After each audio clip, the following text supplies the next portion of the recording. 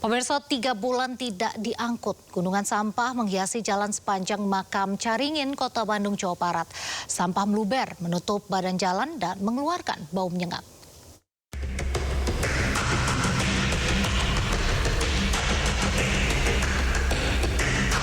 Tumpukan sampah menggunung di sepanjang jalan Makam Caringin TPS Porib, Kota Bandung, Jawa Barat. Gunungan sampah ini meluber dan menutup sebagian besar badan jalan. Selain menimbulkan bau menyengat, cairan limbah dari sampah kerap mengalir ke jalan dan membahayakan pengguna jalan terutama saat hujan. Kondisi ini terjadi sejak sebelum Lebaran dan hingga kini masih belum ada penanganan dari pemerintah setempat. Penumpukan akibat tingginya volume sampah dan pembatasan kuota pembuangan ke TPA Sari Mukti. Alasan dari pihak DLH, jadi itu kita kuota untuk di Sari Muktinya terbatas. Gitu. Jadi untuk masalah kuota juga kita kan selaku pengurus RW juga nggak bisa apa-apa, Pak. Hanya bisa laporan saja begitu.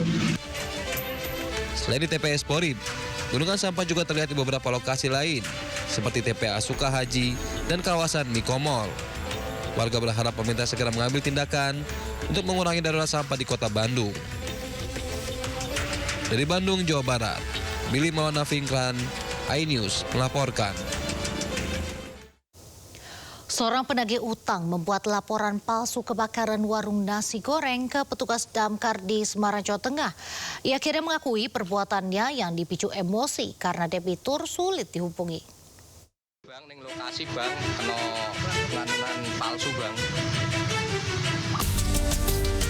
Viral di media sosial, petugas damkar mendapat laporan palsu kebakaran warung nasi goreng di Semarang Barat. Petugas dengan 2 unit truk tak mendapati kebakaran yang disebut pelapor. Belakangan pelakunya diketahui seorang penagih utang. Bersama keluarga dan perwakilan perusahaannya, ia datang ke markas damkar untuk meminta maaf. Ia mengaku aksinya dilakukan tanpa pertimbangan matang, dipicu emosi karena debitur terkait penagihan pinjol sulit dihubungi. Buntut dari aksinya, ia akhirnya dipecat dari pekerjaannya. Jelas kita akan memvonis Mas Fenanya sendiri, kita akan memberikan pasti akan kita keluarkan. Itu yang pertama. Yang kedua juga kita juga akan menjembatani nantinya karena ini udah permasalahan ini ya PKS atau kerjasama dengan PTT juga. Dinas Pemadam Kebakaran Kota Semarang menyampaikan menerima permohonan maaf pelaku. Namun keputusan untuk mencabut atau melanjutkan laporan ada di tangan pimpinan institusi. Dari Semarang, Jawa Tengah, Wisnu Wardana, iNews melaporkan.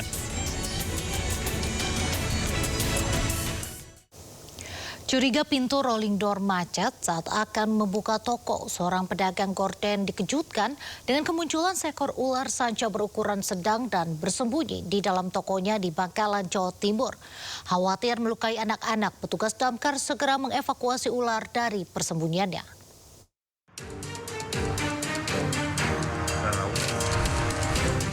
Seekor ular piton yang tengah merayap di tembok berukuran sedang mengejutkan seorang pemilik toko gorden di Jalan Raya Bancaran, Bangkalan. Keberadaan ular diketahui saat pemilik toko hendak membuka rolling door, namun putarannya tiba-tiba macet. Saat diperiksa, pemilik toko terkejut dengan keberadaan ular yang membelit bagian rolling door. Khawatir ular membahayakan dan tak sanggup menangkapnya, pemilik toko segera menghubungi petugas damkar. Evakuasi sempat terkendala karena ular terus bertahan dengan melilitkan tubuhnya ke bagian rolling door. Diduga ular berasal dari saluran air di sekitar lokasi ini dan masuk ke dalam toko melalui celah-celah pintu saat malam hari. Jadi ada laporan memang kalau ada ular di rolling door di pertubuhan, sehingga kemudian petugas bisa ya, karena memang piton itu memang cirinya memang menjalar ya, mampu menjalar ke area yang lebih. Ular lalu dievakuasi dan petugas akan melepas liarkan kembali ke habitatnya yang jauh dari aktivitas warga. Dari Bangkalan, Jawa Timur, Taufik Syahrawi, iNews melaporkan. Rasa rindu yang berat membuat seorang lansia 83 tahun nekat berkendara sendiri dari Bandung menuju Bekasi. Namun akibat kebingungan dan lupa alamat, ia malah tersesat hingga kawasan Pekojan, Tambora, Jakarta Barat. Warga lalu menghentikan mobil lansia yang mengalami pecah ban dan nyaris menabrak warung. Satu unit mobil sedan dengan kondisi ban pecah ini diamankan warga setelah sebelumnya nyaris menabrak warung di pinggir jalan kawasan Pekojan, Tambora, Jakarta Barat. Sementara warga juga mengamankan pengemudi yang merupakan seorang lansia yang tampak kebingungan saat ditanya warga dan polisi terkait asal dan tujuannya. Menurut warga, lansia asal Bandung, Jawa Barat ini sebelumnya sudah berkendara dengan kondisi ban pecah. Beruntung warga sekitar segera mengamankannya dan berusaha menghubungi pihak keluarga. Diketahui, lansia ini hendak menuju Bekasi, Jawa Barat karena kangen dengan sang anak. Mobil ini lewat agak kencang, terus hampir nabrak yang pada ngumpul kan di warung dengan kondisi bannya pecah. Ban mobil udah pecah, terus saya berhentikan kan takut celaka, makanya saya berhentikan. Pas saya lihat bapak ini kondisinya juga udah kelelahan dan napasnya pun udah ngap kan. Terima kasih banyak kepada warga yang bersedia membantu kita, berikut kepada Polsek dan sebuah jajarannya. Terima kasih banyak sekali lagi. Pak, berarti Bapak ini dari Bandung mau ke mana Pak tujuan? Mau ke Kalimalang. Kalimalang. Saat ini, pengendara yang sudah berusia 83 tahun beserta kendaraannya sudah dibawa oleh pihak keluarga. Dari Jakarta, Miftahul Gani, iNews melaporkan. Informasi selanjutnya, pemirsa, usai digerebek daycare Little Aresha di Yogyakarta disegel polisi. Sejumlah orang tua mengaku anaknya mengalami luka lebam di tubuh dan berharap pelaku dihukum.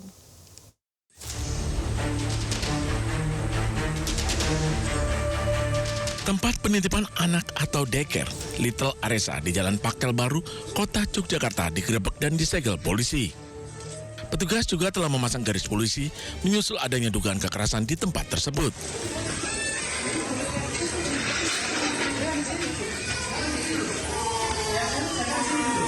Pasca penyegelan, sejumlah orang tua mendatangi gedung daycare. Sesatu orang tua mengaku anaknya alami luka lebam di tubuhnya dan berharap pelaku diproses hukum. Saya pernah ngalamin karena anak saya seperti itu, pernah lebam, ya mungkin pernah benjol di kepala gitu kan. Alasannya mungkin karena tengkar kepalanya. Ya saya percaya aja itu. Saat ini, polisi masih menyelidiki kasus dugaan kekerasan pada anak yang terjadi di daycare Little Aresha. Dari Yogyakarta, Kunanto Farhan, iNews melaporkan. 13 orang ditetapkan sebagai tersangka kasus dugaan penganiayaan di tempat penitipan anak di Yogyakarta. Para tersangka berasal dari pengurus yayasan hingga pengasuh anak. Kondisi dia tangannya di portol ini.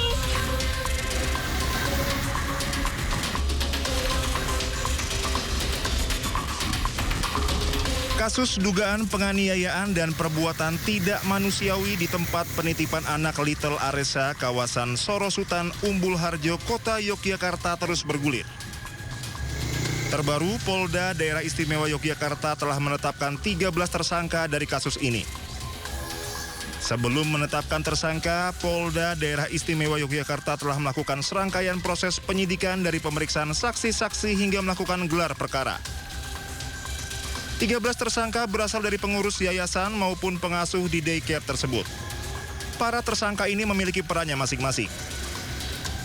Belum diketahui motif para tersangka melakukan penganiayaan, tindakan diskriminatif, dan perbuatan tidak manusiawi ini. Dan pegawai dari pemerintah pusat kan harus ada sertifikat tersangka ya. Kalau yang dari kita tiap hari minggu ini apa-apa nanti akan langsung ditahan. Dari 103 anak yang dititipkan, 53 diantaranya menjadi korban kekerasan dari pengasuh daycare. Rata-rata korban usianya masih di bawah 2 tahun. Pengungkapan kasus kekerasan terhadap anak ini berawal dari informasi masyarakat dan diperkuat keterangan sejumlah orang tua yang mengaku anaknya selalu menangis ketakutan saat akan ditinggal di tempat penitipan anak. Dari Yogyakarta, Gunanto Farhan, iNews melaporkan. Rumah penitipan anak Little Aresha di Yogyakarta ternyata tidak memiliki izin. Sementara KPAI temukan 3 pelanggaran berat di tempat penitipan anak di Yogyakarta tersebut.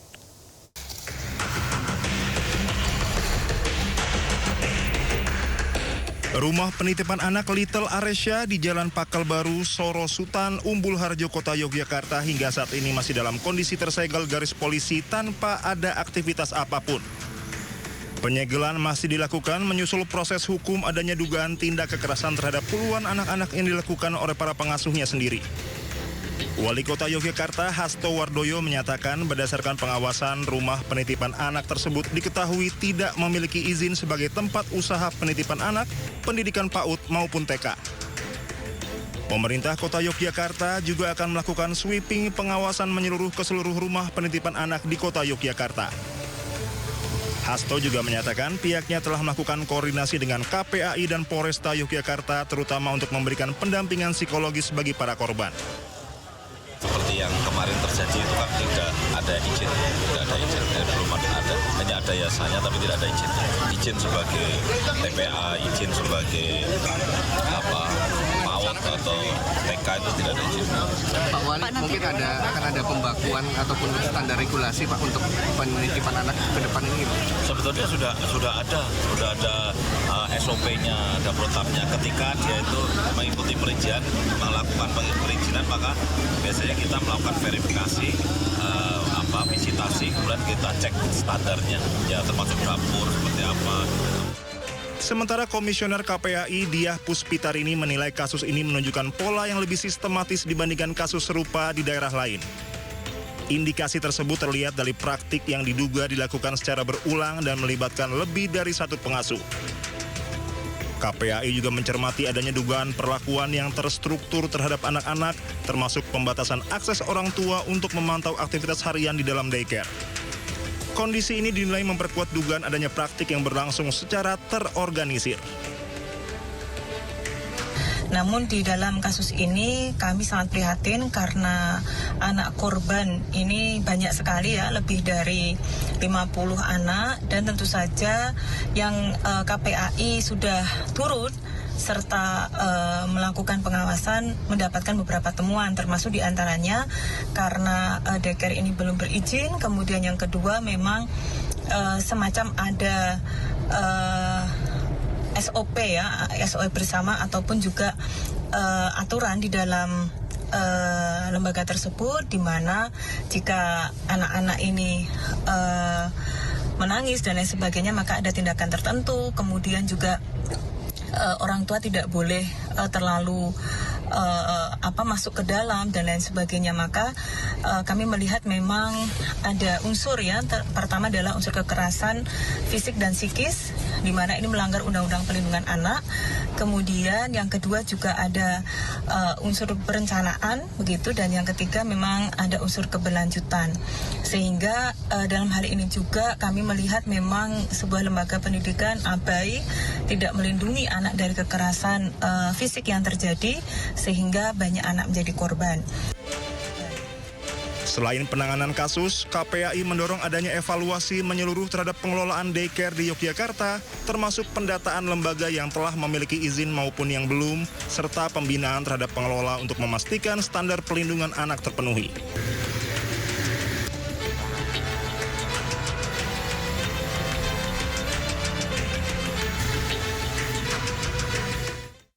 Kita beralih ke informasi lain, Gubernur Kalimantan Timur Rudy Masud akhirnya buka suara menanggapi kritikan publik terkait dugaan pengadaan kursi pijat 125 juta rupiah dan akuarium air laut 195 juta rupiah di rumah dinas. Gubernur Kalimantan Timur berjanji akan membayar sendiri item di luar fungsi kedinasan. Rudy Masud berjanji akan menanggung sendiri biaya item di luar fungsi kedinasan, termasuk kursi pijat 125 juta, akuarium air laut 195 juta, serta ruang biliar senilai 195 juta rupiah.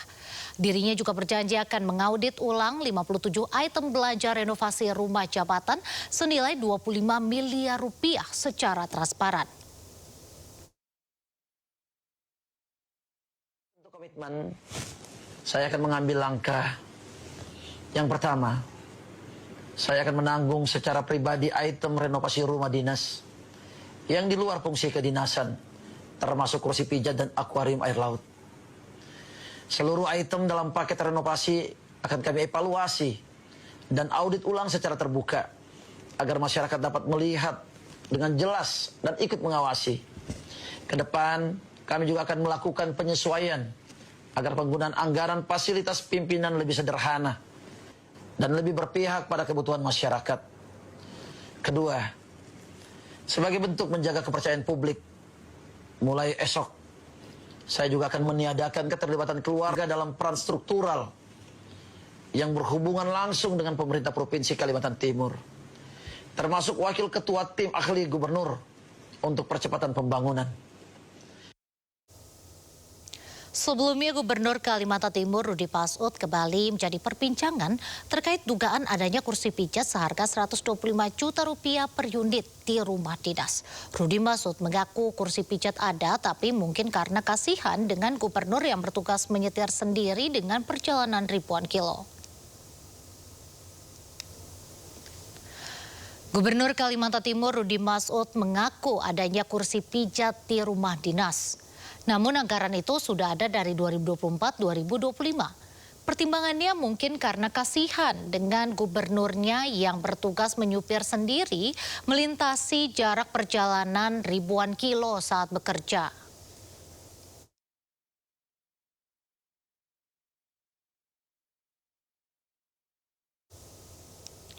Polisi menangkap salah satu pelaku penyiraman air keras terhadap seorang pria di wilayah Rawabuaya, Cengkareng, Jakarta Barat. Peristiwa itu diduga dipicu kemarahan korban dan pelaku usai bermain sepak bola. Seperti terekam CCTV, seorang pria menjadi korban penyiraman diduga air keras oleh dua orang di kawasan Jalan Dharma Wanita 5, RW 01 Rawabuaya, Cengkareng, Jakarta Barat. Dalam sebuah video viral yang diunggah oleh akun Instagram @wargajakbar, terlihat korban yang mengenakan baju kaos merah belang dan celana pendek hitam tengah berkendara menggunakan motor listrik berwarna biru. Video itu memperlihatkan pengendara mengenakan baju kaos putih dan terduga penyiram air keras mengenakan hoodie hitam. Setelah terkejar sepeda motor, terduga pelaku dan motor listrik korban berada dalam posisi sejajar. Korban dan kedua pelaku pun sempat terlibat cekcok mulut. Tiba-tiba pria yang mengenakan hoodie hitam menyiram korban menggunakan air dalam botol yang diduga sebagai air keras. Korban langsung dilarikan ke rumah sakit. Polisi menangkap salah satu pelaku penyiraman air keras di wilayah Rawabuaya, Cengkareng, Jakarta Barat. Petugas juga masih terus mencari keberadaan pelaku lainnya yang terlibat di kasus tersebut.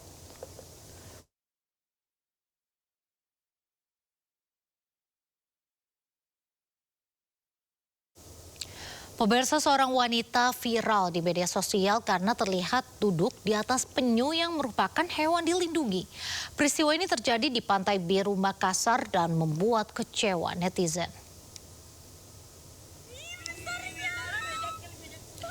Beginilah aksi seorang wanita yang viral setelah menemukan penyu di Pantai Biru, Makassar dan langsung menduduki di atas cangkang penyu. Setelah videonya viral, pelaku mengaku tidak mengetahui bahwa hewan itu merupakan satwa dilindungi dan tidak ada niat menyakiti dan membahayakan penyu tersebut. Wanita itu pun meminta maaf kepada warga Indonesia.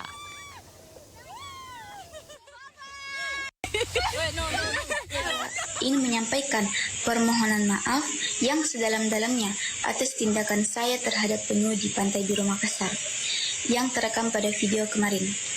Sejujurnya, itu adalah momen pertama kali saya melihat penyu secara langsung.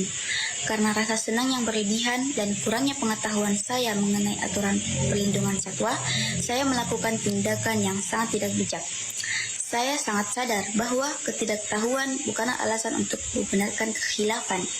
Dari lubuk hati saya yang paling dalam, saya tegaskan bahwa tidak ada niat sedikit pun dari hati saya maupun pikiran saya untuk menyakiti penyu atau satwa lainnya. Namun, saya menerima dengan lapang dada segala teguran dari teman-teman semua. Saya memohon maaf sebesar-besarnya kepada seluruh masyarakat, khususnya warga Makassar, serta memohon ampun kepada Allah Subhanahu wa Ta'ala atas khilafnya saya. Pemirsa, Presiden ke-7 Republik Indonesia Joko Widodo akan hadir dalam persidangan dan menunjukkan ijazah asli miliknya. Informasi ini disampaikan oleh kuasa hukumnya Yakub Hasibuan saat mendatangi kediaman Jokowi di Solo. Yakub menyampaikan pertemuannya dengan Jokowi membicarakan kasus dugaan pencemaran nama baik yang dilaporkan Jokowi di Polda Metro Jaya. Ia mengaku belum mengetahui kapan persidangan akan dilakukan. Namun dirinya optimis sidang akan segera digelar karena berkas sudah lengkap. Yakub menegaskan Jokowi akan hadir dalam sidang dan menunjukkan semua ijazah miliknya. Kami bersilaturahmi tentunya dengan Pak Jokowi, sekaligus kita memberikan sedikit update lah ya dengan perkembangan kasus yang ada di Polda Metro Jaya. Karena kami yakini perkara ini akan segera disidangkan juga, jadi kami tadi cukup diskusi juga tindak lanjutnya seperti apa, prosesnya nanti berapa lama dan sebagainya. Tapi yang jelas tadi juga kami konfirmasi lagi, walaupun kami sudah tahu sebenarnya ini, tapi kami konfirmasi lagi ke Pak Jokowi, Pak, nanti kehadiran Bapak di sidang akan seperti apa, dan beliau tegaskan bahwa nanti saya akan hadir di persidangan dan menunjukkan ijazahnya. Jadi itu hal-hal yang mungkin kalau selama ini masih dipertanyakan oleh berbagai pihak mengenai Pak Jokowi nggak akan hadir, ijazahnya tidak akan tunjukkan. Itu tidak benar dan kami tegaskan Pak Jokowi akan hadir nanti di persidangan dan menunjukkan ijazahnya. Terima kasih, masih di Sindo Sore. Pemirsa, Presiden Prabowo Subianto kembali melakukan reshuffle Kabinet Merah Putih. Sejumlah pejabat langsung dilantik di Istana Negara hari ini. Dari beberapa nama yang dilantik, ada sejumlah nama baru seperti Muhammad Jumhur Hidayat yang menempati posisi Menteri Lingkungan Hidup, Kepala Badan Pengendalian Lingkungan Hidup. Kemudian ada Hanif Faisal Durofik yang dilantik sebagai Wakil Menteri Koordinator Bidang Pangan. Jenderal TNI Purnawirawan Dudung Abdurrahman menempati posisi Kepala Staf Kepresidenan menggantikan Muhammad Kodari. Sementara Muhammad Kodari bergeser menjadi Kepala Badan Komunikasi Pemerintah. Hasan Nasbi dilantik sebagai penasihat khusus Presiden bidang komunikasi. Kemudian ada Abdul Qadir Karding menempati posisi Kepala Badan Karantina Indonesia.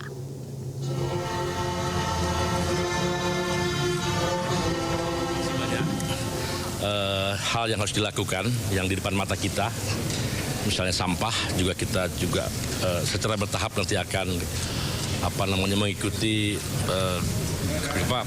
global standard lah begitu ya, berbagai perjanjian internasional yang kita akan kerjakan itu, dan mudah-mudahan dengan dukungan Bapak Presiden yang punya komitmen yang begitu kuat dalam lingkungan hidup ini, maka saya yakin dan aparat di Kementerian Lingkungan Hidup akan bisa melaksanakan dengan baik. Saya rasa sementara itu dulu. Doakan dan bantu saya berkampanye untuk memastikan lingkungan hidup menjadi habits di hati kita. Amin. Badan karantina ini adalah lembaga baru yang diharapkan dibangun untuk memastikan supaya penyakit-penyakit yang terikut atau carrier dalam hewan maupun tumbuhan, terutama dari luar negeri yang masuk ke Indonesia, itu tidak masuk ke Indonesia. Yang kedua, kita harus melakukan langkah-langkah pengawasan dan pengetatan yang ketat, tetapi poinnya adalah tidak boleh mengganggu proses-proses ekspor impor yang berjalan. Jadi jangan sampai pengawasan yang begitu ketat lalu proses ekspor impor itu kemudian melambat, berpengaruh terhadap perekonomian kita. Yang kedua yang akan kami lakukan dalam waktu dekat adalah segera berkoordinasi dengan kementerian-kementerian yang ada kaitannya dengan kami. Yang pertama Menko Pangan, yang kedua dengan penerimaan Bapak Presiden tentunya sangat mendalam dan sangat memperhatikan dinamika yang terjadi. Tentu penempatan kami di bawah Bapak Menko akan mendukung sepenuhnya langkah-langkah Pak Menko dalam rangka merealisasikan program-program yang menjadi program unggulan Bapak Presiden. Insya Allah kami akan langsung segera kerja keras. Besok kami sudah mulai kerja semuanya, MBG dan seterusnya kita akan sentuh dan kita akan minta arahan dari Pak Menko langkah-langkah apa yang harus kita jadikan. Insya Allah dengan kerja keras kita ingin menghadirkan yang terbaik untuk bangsa kita. tentunya tugas-tugas ke depan bagaimana mensukseskan program strategi nasional dan untuk memastikan program unggulan Bapak Presiden sehingga bisa secara tuntas dan cepat. Selanjutnya juga sebagai KSP tentunya nanti saya sebagai penghubung antara masyarakat dengan pemerintah sehingga apa yang menjadi keluhan-keluhan ini saya akan buka 24 jam laporan-laporan dari masyarakat termasuk mengevaluasi dan memonitor program-program kementerian lembaga termasuk bekerja sama dengan kementerian dan pemerintah-pemerintah daerah sehingga jangan sampai ada hal-hal yang menjadi prioritas presiden kemudian terjadi masalah-masalah birokrasi.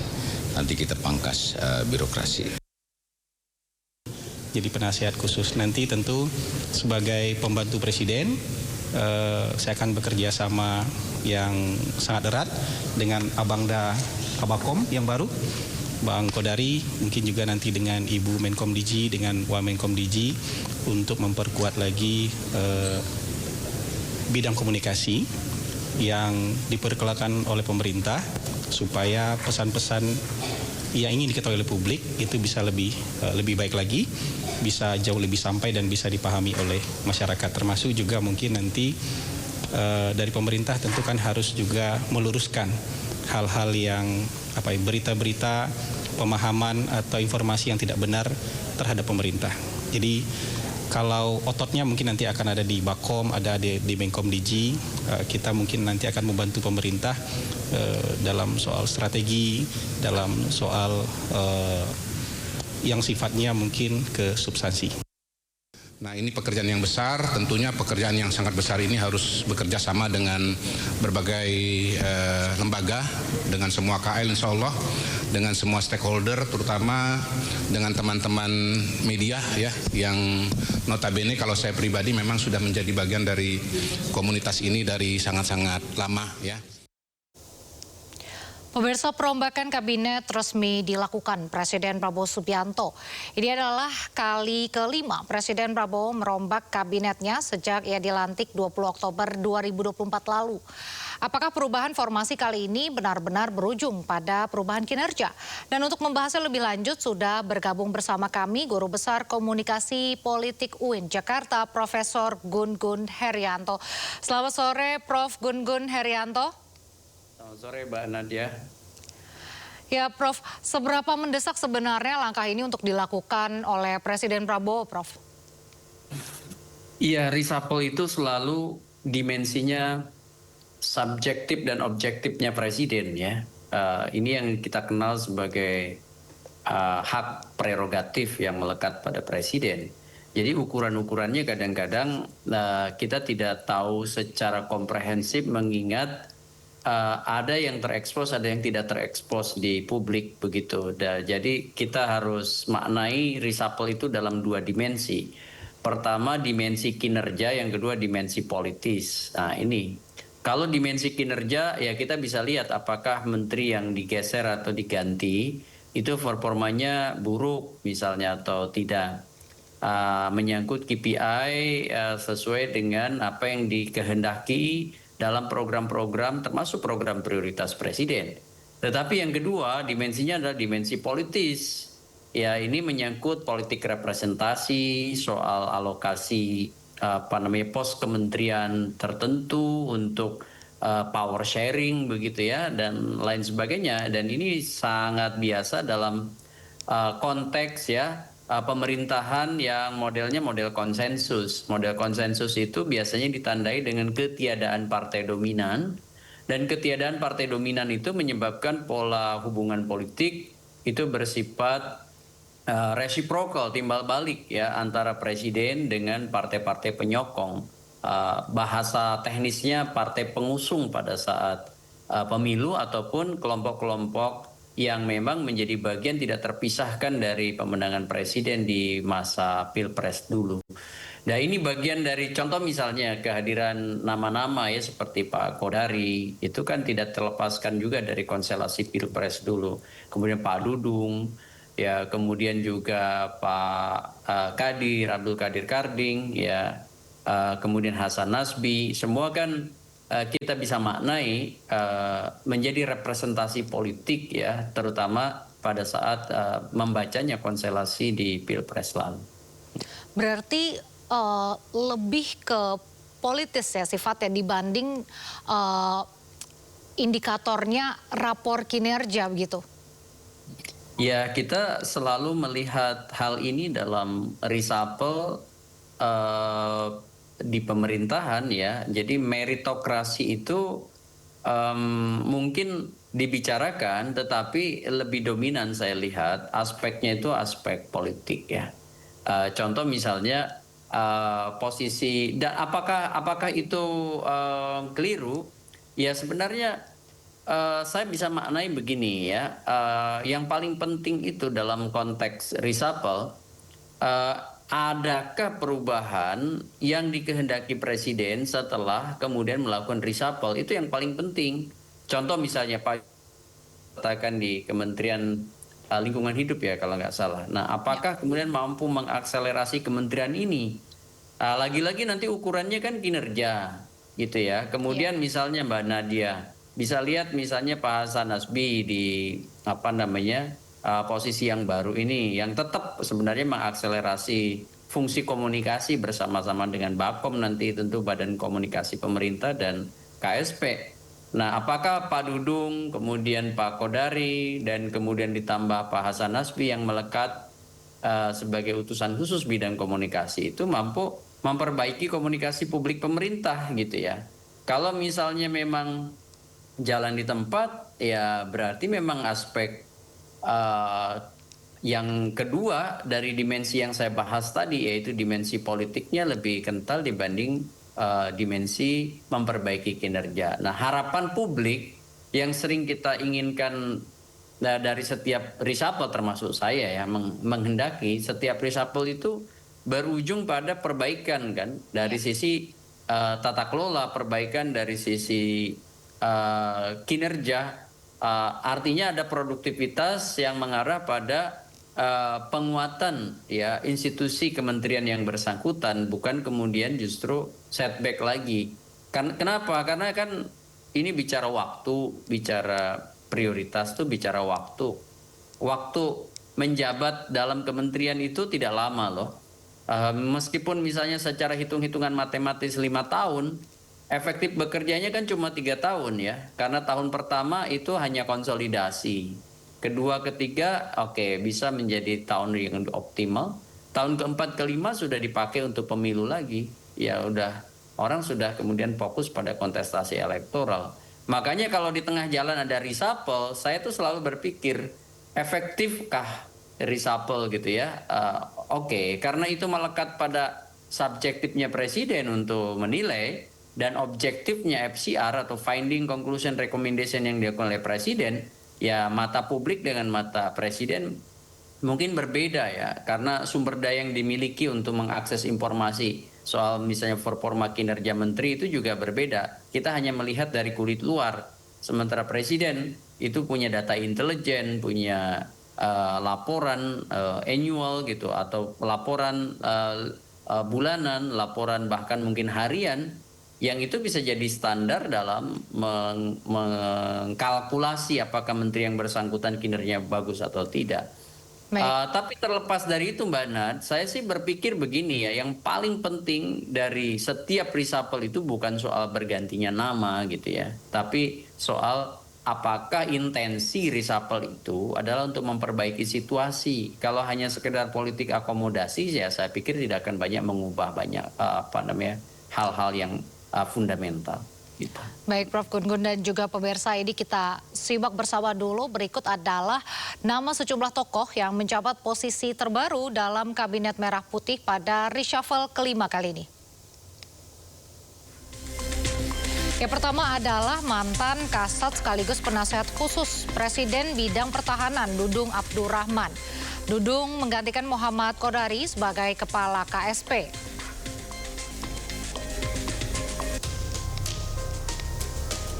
Ya, sementara itu Muhammad Kodari menjabat sebagai Kepala Badan Komunikasi Pemerintah Republik Indonesia atau Bakom RI menggantikan Anggaraka.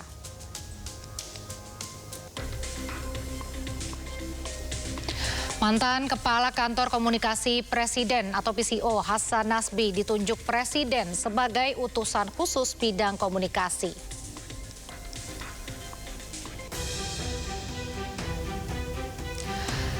Mantan Menteri Perlindungan Pekerja Migran Indonesia P2MI Abdul Qadir Karding juga kembali masuk kabinet dan menjabat sebagai Kepala Badan Karantina. Aktivis buruh Jumhur Hidayat dipercaya Presiden Prabowo untuk menjabat Menteri Lingkungan Hidup menggantikan Hanif Faisal. Sementara Hanif digeser ke posisi terbarunya sebagai Wakil Menteri Koordinasi Bidang Pangan.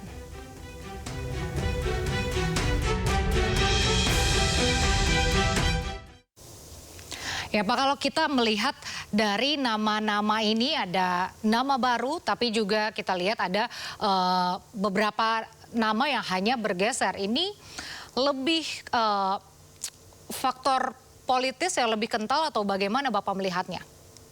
Ya, saya lihat memang dimensi politik kental ya. Kenapa? Karena saya lihat seperti Pak Hasan Nasbi kan masih bertahan ya di tengah. Mungkin beberapa waktu lalu memori publik juga teringat ya bagaimana polemik dia dalam penanganan isu-isu komunikasi publik ya. Mungkin mulai dari kasus pernyataan yang impromptu tentang Tempo misalnya ya, yang spontan. Kemudian juga beberapa penjelasan di muka publik itu tidak mencerminkan komunikasi yang sifatnya presidensial waktu itu ya. Karena kan PCO waktu itu kan Presidential Communication Office itu kan harus membangun 3 karakter komunikasi yaitu official, direktif, sama autoritatif kan itu 3 karakter dan itu saya lihat kurang tercermin. Artinya kalau dari sisi kinerja debatable ya. Kemudian mungkin juga pergeseran ya dari Pak Kodari gitu ya dari KSP ke Bakom ya ini juga saya lihat reshuffle kali ini lebih memelihara titik keseimbangan politik ya dengan masuknya misalnya Pak Dudung yang berbackground militer ke KSP itu titik simpulnya adalah keseimbangan politik di istana dengan mungkin masih ingat Pak Muldoko dulu ya sebagai kepala KSP. Ini mungkin juga menjadi semacam contoh. Kemudian Pak Karding yang awalnya sudah diresapel dan masuk lagi ke kabinet, ini juga merepresentasikan hubungan kuasa politik yang dijaga oleh Presiden ya dengan kembali memasukkan Pak Karding di badan baru gitu ya, yang mungkin sebenarnya apakah badan itu perlu menjadi badan tersendiri begitu ya, atau sebenarnya bisa melekat ke kementerian yang sudah ada. Ya kan ini kan soal kalau bicara kinerja apakah itu memang menguatkan kabinet yang dipimpin oleh Pak Prabowo atau justru menambah gemuknya struktur begitu ya. Kemudian juga yang lain gitu ya. Saya lihat ada pergeseran, bukan perombakan dalam arti perombakan total. Ini hanya bergeser dari satu posisi ke posisi lain dengan pola mempertahankan politik representasi yang konsepnya adalah keseimbangan politik ya. Dan saya melihat ini cara Presiden tuh semacam menjaga ritme yang sudah ada. Ya, tidak melakukan reshuffle yang betul-betul radik ya atau mengakar itu. Oke, baik Prof. Kita lihat ini Hasan Nasbi kembali lagi dan mungkin bidangnya masih sama ya, kembali di bidang komunikasi ini. Kalau Prof lihat apa urgensinya? Saya sih melihat utusan khusus bidang komunikasi itu sebenarnya tidak dalam bacaan subjektif saya itu tidak perlu, karena cukup mengoptimalkan badan koordinasi pemerintah, ya Bakom atau badan komunikasi pemerintah, termasuk juga mengoptimalkan kantor staf presiden. Ya itu sebenarnya bisa, yang penting tuh standar protokol komunikasinya terpenuhi, yaitu 12 item standar komunikasi, antara lain misalnya jelas information role, ya peran informasi yang dimainkan istana, siapa yang menangani komunikasi presidensial, siapa yang menangani komunikasi pemerintahan secara umum. Dalam bacaan saya sebagai orang yang menekuni bidang komunikasi, terutama komunikasi politik dan komunikasi publik, saya melihat begini, KSP itu harusnya fokus pada komunikasi presidensial dengan karakter yang tadi saya sebut. Jadi lebih membatasi pada misalnya official statementnya presiden, kemudian komunikasi kebijakannya presiden, kemudian juga the bottlenecking ya dari program-program prioritas pemerintah yang itu irisannya dengan kebijakan presiden. Sementara komunikasi pemerintahan dalam arti luas itu ditangani oleh Bakom, ya itu yang harusnya jadi information role-nya, dan narasi pemerintah daily termasuk juga mendiseminasikannya itu ada Komdiji. Jadi ini menurut saya harusnya yang dilakukan ya. KSP membatasi diri pada ruang lingkupnya, tapi dia bisa jadi jembatan ketika ada hambatan atau ada bottleneck. Termasuk juga Bakom untuk kementerian, lembaga dan daerah atau KLD itu dia bisa masuk di hal-hal yang memang perlu dijembatani di luar apa yang sudah dikerjakan atau dilakukan oleh Komdiji. Menurut saya begitu konsepnya. Jadi utusan khusus itu kan mungkin job desk-nya saya juga belum tahu tuh apakah kemudian tidak cukup dengan kelembagaan yang sudah ada sekarang begitu ya.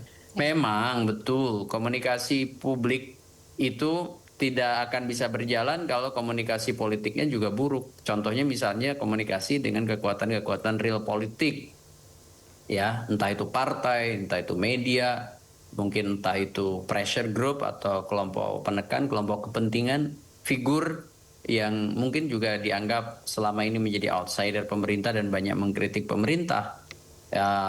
Di lain hal itu juga di suprastrukturnya, misalnya dengan yudikatif maupun dengan legislatif. Jadi bagi saya memang komunikasi politik itu harus di tengah posisinya, tidak bisa di pinggiran.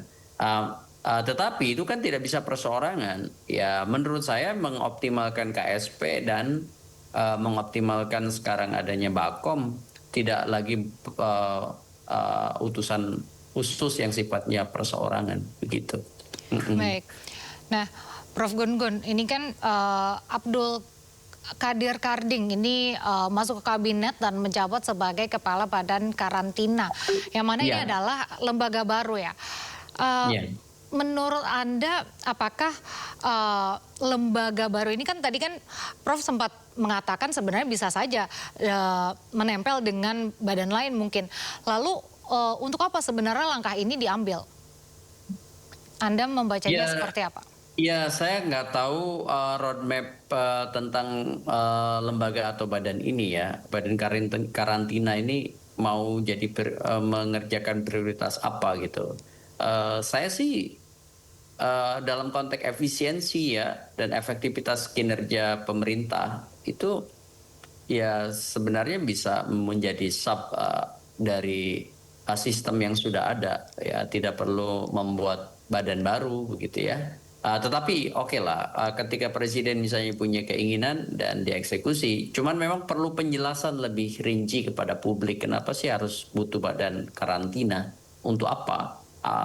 Kan ini butuh SOTK baru juga kan, dan butuh maksud saya sistem organisasi dan tata kelola di kementeriannya, butuh budget untuk menggerakkannya, butuh SDM ya yang ada di situ. Dan ini apakah dalam tahun kedua, ketiga sudah bisa langsung melakukan banyak hal begitu ya? Ini mungkin bisa jadi catatan kritis saya ya. sementara waktu yang tersedia itu kan juga nggak banyak ya. Makanya saya sih lebih kalau boleh menyarankan ya lebih baik sebenarnya mengoptimalkan kementerian-kementerian yang ada dibanding menambah kementerian baru di tengah jalan. Ya Prof, kalau Prof sendiri melihatnya apa momentum reshuffle kali ini lebih bernuansa evaluasi kerja atau justru konsolidasi politik pasca dinamika pemerintahan nih Prof? Ya saya melihat yang kedua ya, konsolidasi politik ya. Itu bagus sekali itu diksinya. Ya, jadi lebih merepresentasikan konsolidasi politik Pak Prabowo. Terlihat dari tetap mempertahankan titik keseimbangan dengan diakomodasinya orang-orang yang sebenarnya kan pernah juga di reshuffle oleh beliau begitu ya. Ya contohnya Pak Hasan Nasbi dan Pak Abdul Qadir. Jadi ini semacam upaya untuk tetap mengonsolidasikan kekuatan-kekuatan yang sudah ada di presiden, tidak membiarkan mereka menjadi outsider begitu, dan ini menjadi mata rantai penting dalam konteks Pak Prabowo menjaga stabilitas politiknya menjelang periode kedua begitu. Terakhir Prof, ini kan bukan kali pertama ya Pak Prabowo melakukan reshuffle dan setiap reshuffle selalu membawa harapan baru. Tapi secara realistis apakah pergantian orang ini cukup untuk memperbaiki kinerja atau persoalannya justru lebih struktural? Persoalannya lebih struktural ya. Persoalannya jauh lebih struktural dibanding hanya ganti orang. Ini instrumentalistik. Hal yang substansinya menurut saya kita harus melihat mendudukan tata kelola ini dalam bingkai yang jauh lebih dalam lagi, yaitu soal ini mau dibawa arah kebijakan soal birokrasi kabinet di bawah Pak Prabowo ini kemana gitu. Karena dari sisi kuantitas kan sudah banyak, ya kan? Jumlah struktur sudah besar, jumlah orang yang diakomodir sudah besar, ada menteri, ada wakil menteri, ada kepala badan, lembaga, dan lain sebagainya. Dan yang paling penting itu adalah bukan hanya semata-mata jumlah banyak dan besarnya tubuh kekuasaan, tapi soal dampak dari apa yang dilakukan ini pada perbaikan banyak sektor ya, yang sesuai dengan harapan publik. Kenapa? Karena yang paling krusial itu kan sebenarnya menjawab apakah harapan publiknya itu terjawab oleh ragam inisiatif kebijakan maupun program yang diambil oleh Pak Presiden. Dan ujung tombaknya kan kementerian. Kalau memang kementerian-kementerian terutama ya yang berdampak langsung pada hajat hidup orang banyak itu tidak mampu menjaga bonum komunnya atau kepentingan publik dari bahasa Latin itu ya akan kembali opini publik itu mungkin negatif gitu. Jadi ini suatu hal yang biasa atau lumrah. Makanya saya sih melihat yang paling penting dari inisiatif Presiden melakukan reshuffle itu adalah apakah ini berujung pada perbaikan atau hanya berujung pada konsolidasi politik elit gitu. Baik Prof, tentunya kita sama-sama berdoa agar ini benar-benar berujung untuk membawa perbaikan dan memenuhi harapan publik ya. Terima kasih atas waktunya bersama kami, Guru Besar Komunikasi Politik UIN Jakarta, Profesor Gun Herianto. Terima kasih atas waktunya bersama kami di Sindo Sore. Sehat selalu. Masih di Sindo Sore pemirsa, jenazah Kopda Aduberta Riko Prabudia, prajurit Unifil yang tewas di Lebanon akan diberangkatkan dari Beirut hari ini. Sebelum dipulangkan ke Indonesia, rangkaian upacara penghormatan digelar oleh Unifil. Upacara penghormatan digelar di Lebanon oleh jajaran pasukan perdamaian Unifil di Lebanon. Upacara dipimpin oleh Mayor Jenderal Diodato Abagnara yang menjabat sebagai kepala misi sekaligus komandan pasukan Unifil. Sejumlah medali kehormatan diberikan sebagai bentuk penghargaan atas pengabdian almarhum dalam misi perdamaian.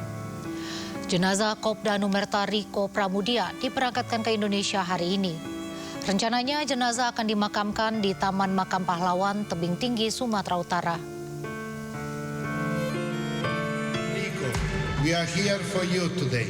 We are here to stand before you and to honor you. As your commander, I speak to you with respect and with a heavy heart. You came here far from home to serve under the United Nations flag, to bring peace to this land. And here in the south of Lebanon, you gave everything. You gave everything you had for peace in this land. And for this, you have all our respect. TNI tengah memproses administrasi pemulangan jenazah Kopda Numerta Riko Pramudia, personel Satgas Unifil yang gugur di Lebanon. Hingga kini sudah 4 prajurit TNI gugur saat tugas di Lebanon. Kopda Numerta Riko Pramudia merupakan salah satu prajurit TNI yang tergabung dalam Satgas Unifil yang ditempatkan di Lebanon Selatan. Riko dinyatakan gugur pada Jumat pukul 10:32 waktu setempat setelah mendapatkan perawatan intensif di Rumah Sakit St. George, Beirut akibat serangan Israel. Brigjen TNI Doni Pramodo mengatakan, hingga kini proses administrasi pemulangan jenazah almarhum tengah dilaksanakan. Gugurnya Riko menambah daftar panjang prajurit TNI yang kehilangan nyawa. Total sudah 4 prajurit TNI yang gugur dalam misi perdamaian ini. Karangan bunga terus berdatangan ke rumah duka Kopda Numerta Riko Pramudia. Di mata tetangga, almarhum dikenal sebagai sosok yang baik, sopan, dan juga rajin beribadah.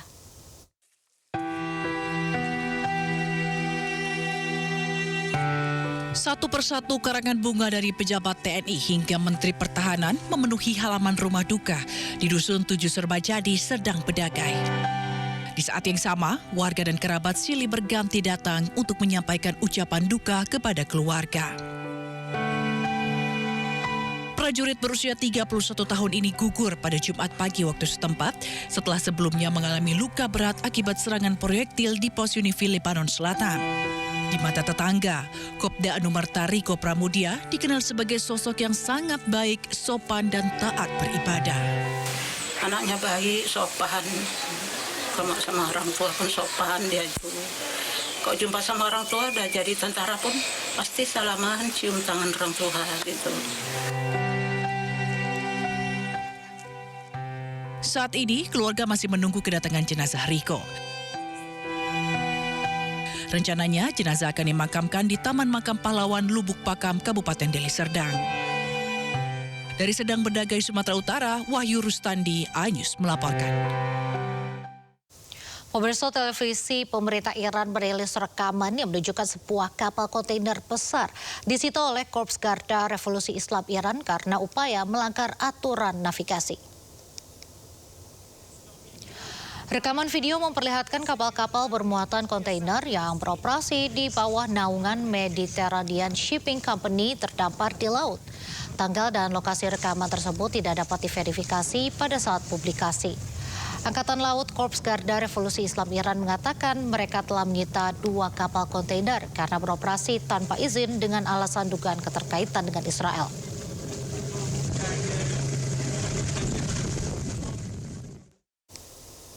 Sultan Iman Hatham bin Tariq menerima kedatangan Menteri Luar Negeri Iran Abbas Araghchi di Istana Al-Baraka, Muscat, Oman, Minggu waktu setempat.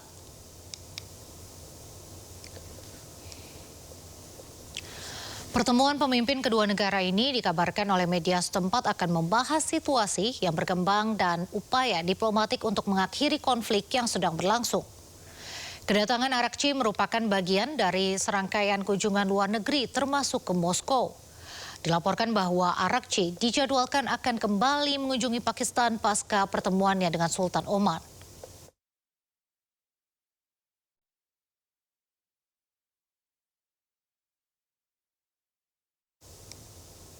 Presiden Amerika Serikat Donald Trump membatalkan kunjungan dua utusannya, Steve Witkoff dan Jared Kushner, ke Pakistan.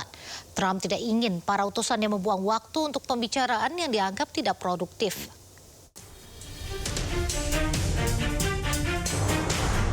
Presiden Amerika Serikat Donald Trump mendadak membatalkan rencana pengiriman delegasi tingkat tinggi ke Islamabad, Pakistan. Trump sebelumnya berencana mengirim utusan khusus Steve Witkoff dan Jared Kushner untuk melakukan upaya negosiasi dengan pihak Iran. Trump menilai durasi perjalanan yang sangat jauh tidak sebanding dengan hasil yang akan didapatkan di meja perundingan. Ia menegaskan tidak ingin para utusannya membuang waktu untuk pembicaraan yang dianggap tidak produktif. Trump juga memastikan posisi diplomatik Amerika Serikat saat ini sangat kuat. Amerika Serikat tidak memiliki kepentingan mengejar pihak Iran dan lebih memilih menunggu langkah Teheran. Deal with whoever runs the show. They don't know. They are fighting with each other. There's tremendous infighting. They're probably fighting for leadership. In many cases, I think they're fighting not to be the leader because we knocked out 2 levels of leaders. But I'll deal with whoever we have to. But there's no reason to wait 2 days. Have people traveling for 16, 17 hours. And we're not doing it that way. We'll do it. When they want, they can call me. We have all the cards. We've won everything. We have all the cards. Sementara Menteri Luar Negeri Iran Abbas Araghchi mengakhiri kunjungannya ke Islamabad, Pakistan dan melanjutkan lawatannya ke Oman dan Rusia. Di Islamabad, Araghchi bertemu Kepala Militer Pakistan Asim Munir yang menjadi mediator kunci. Kemudian Perdana Menteri Pakistan Shehbaz Sharif dan Menlu Pakistan Ishaq Dar. Pemirsa, perwakilan Rusia berkunjung ke Pyongyang untuk bertemu dengan pemimpin Korea Utara Kim Jong-un. Pertemuan ini digelar di tengah memanasnya kondisi dunia akibat konflik di Timur Tengah.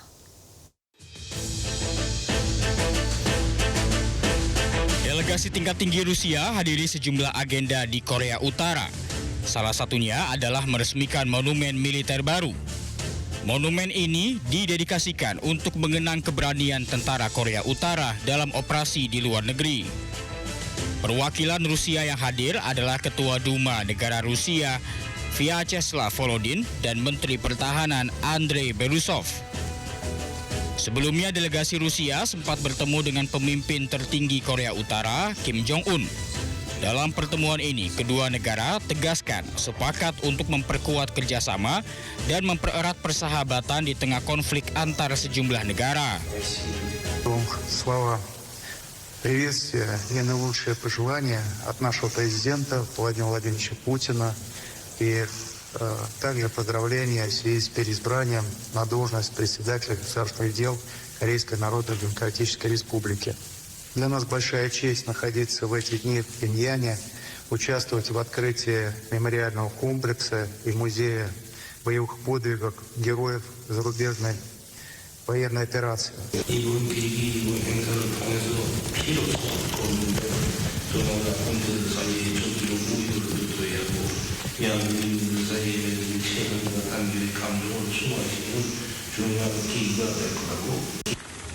Pertemuan kedua negara menjadi penegasan atas posisi diplomatik antara Rusia dan Korea Utara.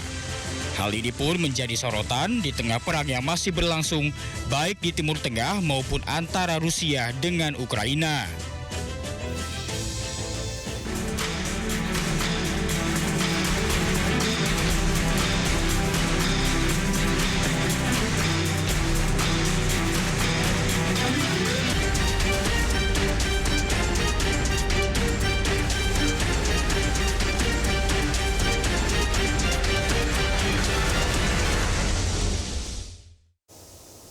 Pemirsa, stok minyak goreng subsidi di sejumlah pasar tradisional mulai menipis.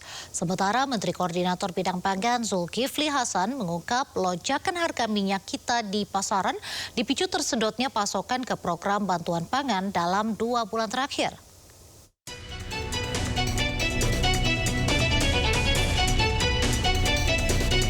Melonjaknya harga minyak goreng terjadi di sejumlah daerah di Indonesia. Seperti di Pasar Keranggan, Gowongan, Kota Yogyakarta, tak hanya terjadi kenaikan harga, namun stok minyak goreng semakin menipis. Semula harga jual minyak goreng subsidi minyak kita seharga Rp18.000 per liter, kini menjadi Rp22.000 per liternya. Kenaikan harga dan kelangkaan minyak kita terjadi setelah Idul Fitri 2026. Dulu berapa ya? 18 kan 22 per liter. Sejak kapan kenaikan? Bulan-bulan ini ya. Bulan-bulan ini? Iya. Setelah lebaran kan? Iya, setelah lebaran. Kalau untuk stoknya gimana? Stoknya tinggal dikit, nggak ada stok. Susah nyarinya, langka. Selain itu, lebih dari 2 pekan di Pasar Mangkang, Kota Semarang, Jawa Tengah, keberadaan minyak goreng subsidi minyak kita masih kosong. Kini para pedagang beralih menjual minyak goreng dengan merek lain, namun harga jual lebih tinggi. Mulai dari Rp18.000 untuk kemasan 800 ml hingga Rp22.000 untuk kemasan 1 liter.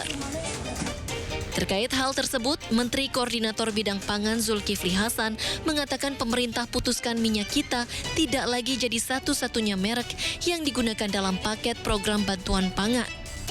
Kini Perum Bulog diperbolehkan menyalurkan minyak goreng merek lain dengan harga yang sama. Kan gitu pertanyaannya, kok naik? Itu karena ada bantuan pangan selama 2 bulan, 33 juta kali 2 bulan kali 2 liter. Pakai minyak itu. Nah, sekarang kita berubah, bantuan pangan nanti kita akan pakai merek apa saja dengan harga yang sama, tentu kita akan minta kepada produsen sehingga minyak kita tidak terganggu di pasarnya.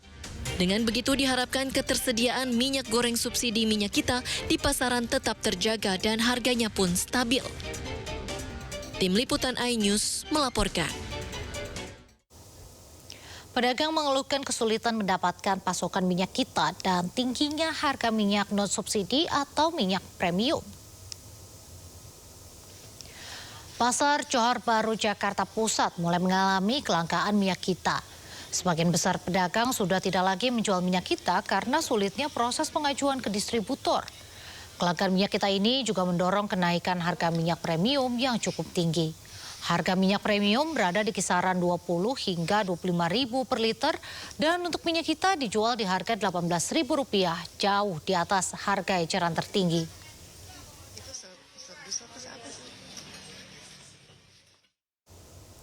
Harga kedelai, bahan baku tempe dan tahu naik. Sejumlah pedagang terpaksa memperkecil ukuran tahu dan tempe di Kota Cimahi, Jawa Barat. Sementara di Kabupaten Bogor, banyak perajin tahu dan tempe yang mengurangi produksinya.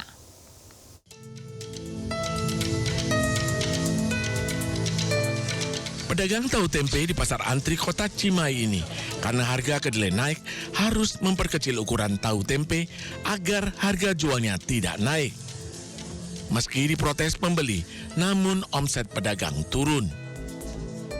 Harga tempe sekarang ya Pak, kacangnya udah naik, tapi kalau jualnya susah. Biasanya karena barangnya dikecilan sekarang, nggak bisa ditaikin harganya. Paling harganya cuma naikin ngecilan barangnya aja. Jadi naiknya tuh ada yang dulu 8.000 jadi agak gede, sekarang agak kecil. Jadi artinya tempenya dikecilin ya?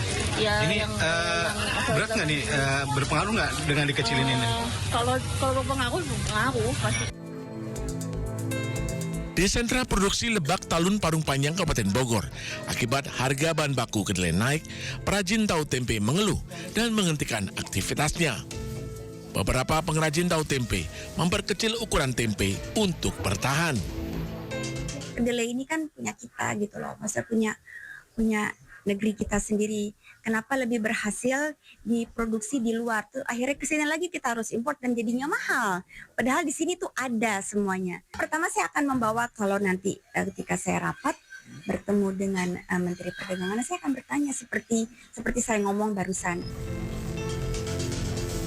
Permintaan tahu tempe di Pasar Parung Panjang masih cukup tinggi, membuat pengrajin memproduksi setiap hari meski bahan baku harga belinya naik. Dari Cimahi dan Kabupaten Bogor, Jawa Barat, Yuwono Wahyu, Iwan Setiawan, iNews melaporkan.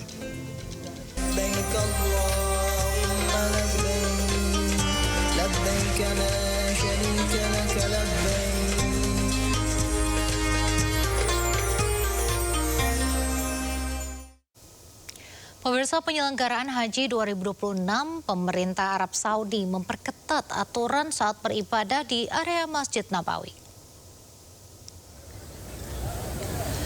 Pemerintah Arab Saudi memberlakukan pengawasan ketat pada penyelenggaraan Haji 2026, terutama di kawasan Masjidil Haram dan Masjidil Nabawi.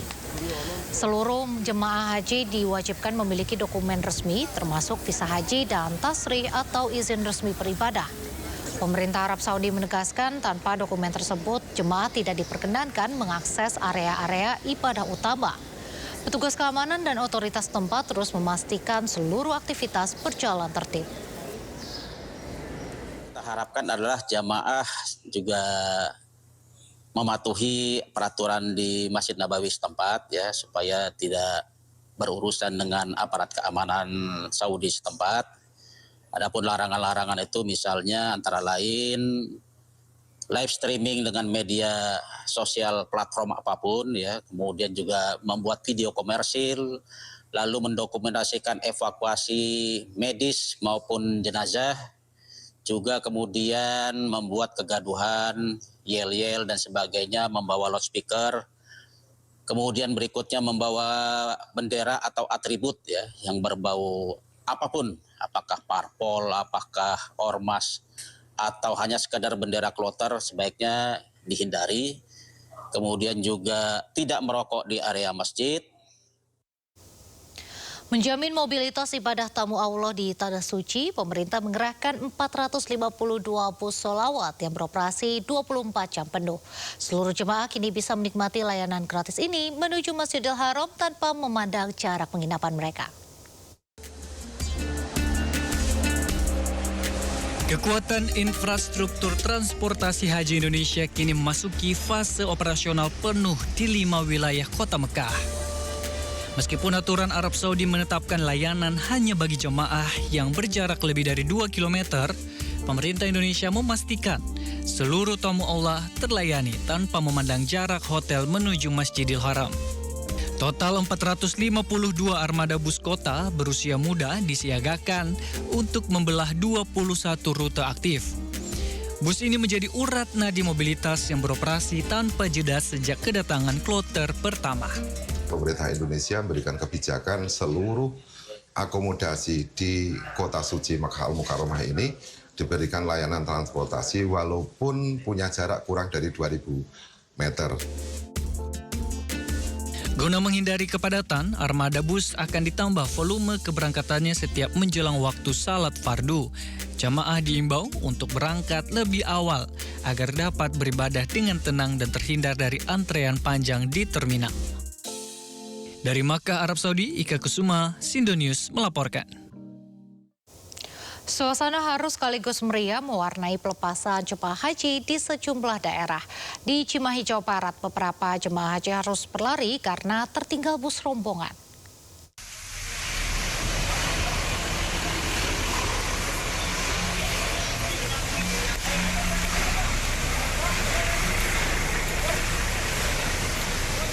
Dua jemaah haji lansia ini berlari tergopoh-gopoh mengejar bus karena hampir tertinggal saat akan berangkat menuju bandara.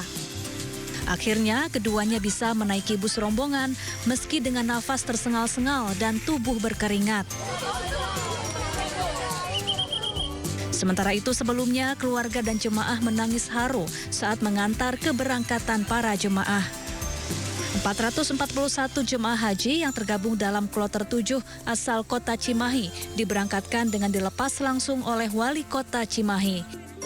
Para jemaah mengaku senang dan terharu karena bisa menunaikan rukun Islam kelima setelah penantian panjang bertahun-tahun. Dari kesehatannya ya saya lebih dijaga lagi karena kan medan di sana kan kita nggak tahu kayak pasti jauh sama medan yang ada di Indonesia gitu kan maksudnya. Jadi kayak mungkin dari cara pola makan kita jadi berubah terus kayak lebih diperhatiin lagi kayak oh ternyata ini tuh cukup risky gitu kalau untuk keluar negeri kayak makannya lebih dijaga ya kayak. Sebanyak 346 jemaah haji asal Mandailing Natal, Sumatera Utara dilepas sanak keluarga mereka dengan suasana haru. Mereka saling berdesak-desakan saat jemaah akan menaiki bus. Keberangkatan jemaah haji ini dilepas langsung oleh Wakil Bupati Mandailing Natal dan diangkut menggunakan 11 bus menuju Asrama Haji Medan. Rencananya jemaah haji akan diterbangkan dari Bandara Kuala Namu pada Selasa besok. Dari Cimahi, Jawa Barat dan Mandailing Natal, Sumatera Utara, Yuwono Ahmad Hussein Lubis, iNews melaporkan. Perjuangan seorang jemaah calon haji yang berprofesi petani di Jember menyita perhatian publik. Pasalnya petani yang satu ini melunasi haji dengan uang koin. Allah, luar biasa. Pembayaran umroh pakai uang cash ada 21 juta. Pembayaran haji. Masya Allah. Imam Syafi'i, JCH asal Kecamatan Umbul Sari, Jember, sontak viral di media sosial. Dirinya yang merupakan petani ini melakukan pelunasan haji di bank yang sudah ditunjuk menggunakan uang koin Rp1.000. Uang sebanyak 21 juta rupiah ini dikumpulkan di puluhan wadah mirip toples plastik besar. Sebelum diserahkan ke BSI Kencong, uang koin tersebut dibawa ke KPIH Asuniah Kencong Jember untuk selanjutnya diserahkan ke petugas bank. Barusan saya dikabari dari KPIH Asuniah bahwa di tahun ini kemarin pada saat pelunasan ada jamaah atas nama Bapak Imam Syafi'i, pelunasannya dengan menggunakan uang koin sejumlah 21 juta, hasil mengumpulkan uang koin itu selama 5 tahun. Luar biasa ini perjuangannya, ini mengumpulkan sedikit-sedikit. Jadi tidak mesti orang yang sudah punya uang langsung cash saat ditagih kemudian lunas, tetapi ternyata ada beberapa jamaah yang butuh perjuangan panjang. Imam Syafi'i tercatat akan berangkat bersama kloter 91. JCH ini membuktikan bahwa tekad dan usaha yang kuat akan membawa seseorang berhasil meraih impiannya ke Tanah Suci. Dari Jember, Jawa Timur, Bambang Sugiarto, iNews melaporkan.